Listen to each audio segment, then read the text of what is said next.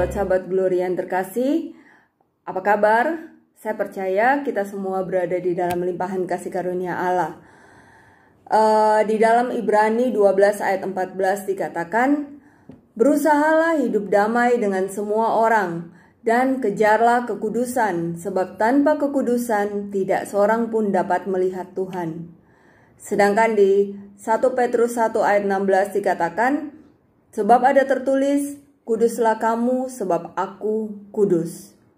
Apakah kudus di sini berarti saya harus memakai baju putih, saya harus memakai benda-benda rohani yang besar di badan-badan saya untuk menunjukkan bahwa saya orang suci, saya kudus? Tidak, ternyata tidak. Nah, di dalam ensiklik Gaudete et Exsultate, ini ensikliknya Paus Fransiskus yang berbicara tentang panggilan kekudusan kepada semua orang. Dikatakan bahwa hakikat dan panggilan setiap orang beriman adalah panggilan untuk hidup di dalam kekudusan, di dalam cara yang sederhana.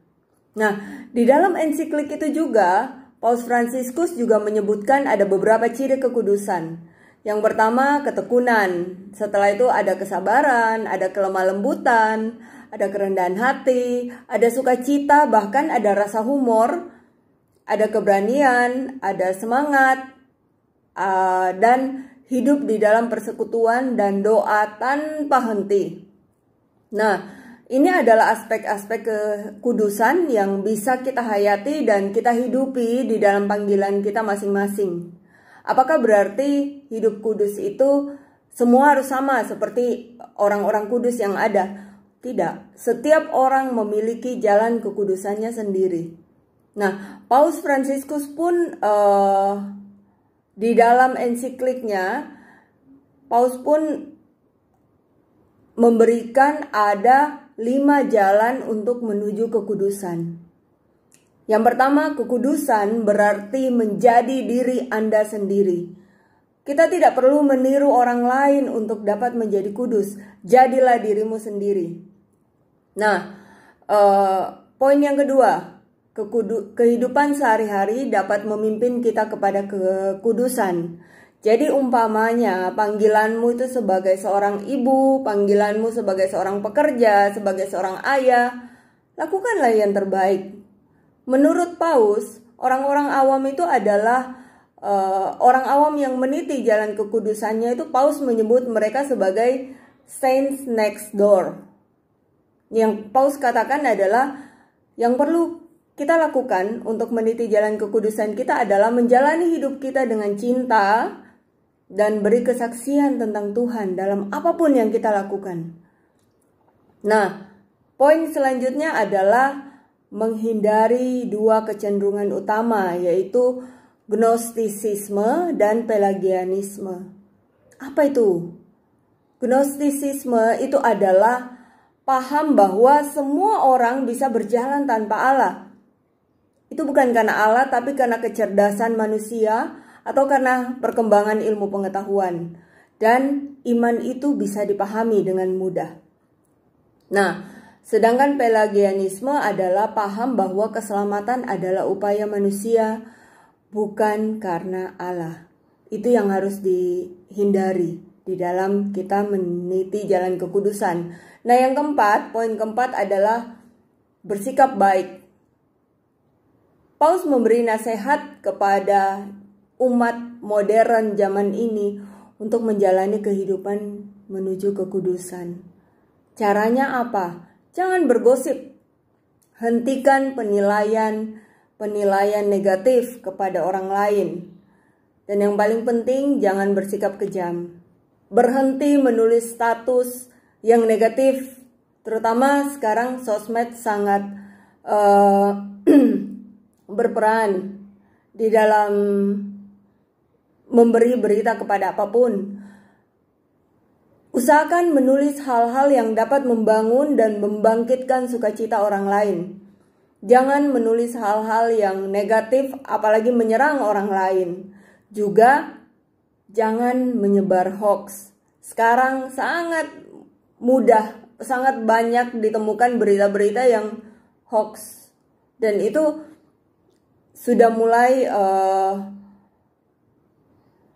orang-orang sudah mulai tidak mencari tahu lebih jelas dulu, tetapi langsung membagikannya. Nah, kita termasuk adalah orang-orang yang menyebarkan hoax kalau itu terjadi.